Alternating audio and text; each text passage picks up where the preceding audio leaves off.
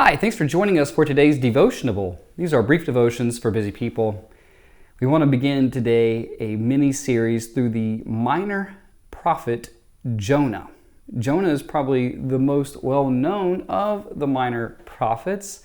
Everybody knows the story of Jonah and the great fish.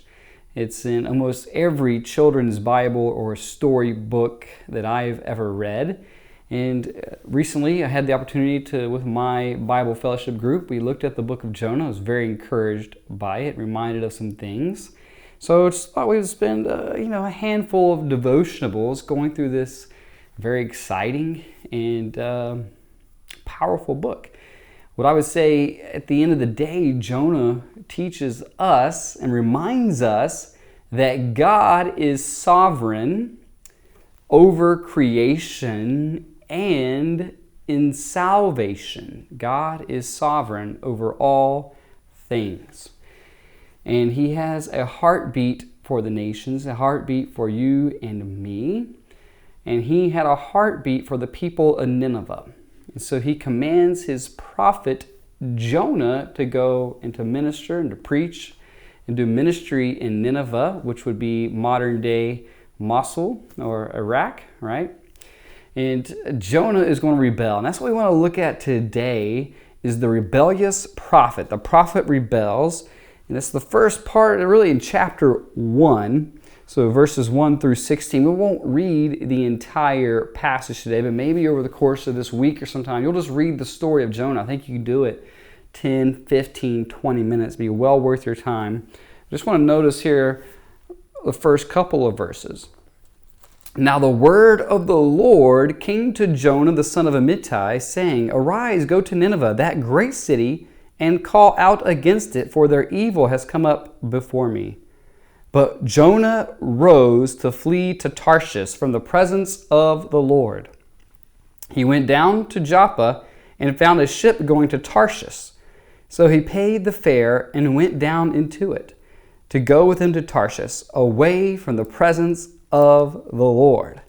So what is stressed here so far is that the Lord has a plan for Jonah, and He calls him to do something, but Jonah disobeys. And we'll notice that from this point out, throughout the rest of the book, beginning in verse 4 through the very end of the book, every other creature besides Jonah obeys the Lord. Jonah alone is remarked about his disobedience to the Lord. In verse 4 of chapter 1, we see the wind obeys the Lord. In verse 13, verse 15, verse 17, we see the sea, the sailors, and the fish obey God. In chapter 2, verse 10, the fish again obeys God. In chapter 3, verse 5, the people of Nineveh obey the Lord. In verses 6 and 7, talk about the king of Nineveh's obedience to Yahweh. In chapter 4, we see that a plant, a worm, and the sun, and again, for the second time, the wind obey the Lord. Only Jonah is marked out for his disobedience. Reminds me of the words of the prophet Samuel in 1 Samuel 15, verse 22. And Samuel said, Has the Lord as great delight in burnt offerings and sacrifices, or your obedience to His voice? Behold, to obey is better than sacrifice, and to listen than the fat of rams. God is looking for our obedience. Jesus ties obedience together with love. He said, if you love me, you will obey what I command. And so our obedience is tied to love. And here Jonah is going to flee. You notice the repetition there that the author of Jonah brought out multiple times. Flee from the presence of the Lord. Flee from the presence of the Lord. Tarshish brought up. I think we read that three times. Three times Tarshish. And where's Tarshish? It's the completely opposite direction from Nineveh. He might as well could have said Louisville, Kentucky. As far as the other way I can get from Nineveh is the direction I'm heading, away from the presence of the Lord and obeying the Lord.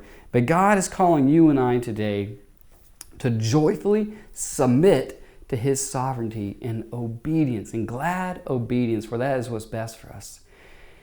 And so like you, I know so many things that God is calling me to obey because we have His Word. His Word tells us. I don't have to guess God's attitude or disposition or expectation of me in many areas of life. So what is God calling you to obey today? Maybe there's a call, a specific call in your life. The Holy Spirit is trying to lead you in a certain direction. You need to submit to that call. Or maybe there's a sin, a particular sin that you've been battling that God is calling you to cut off, put to death. Whatever it is, be like the other creatures here in the book of Jonah and obey with glad submission to our sovereign God. God bless you today.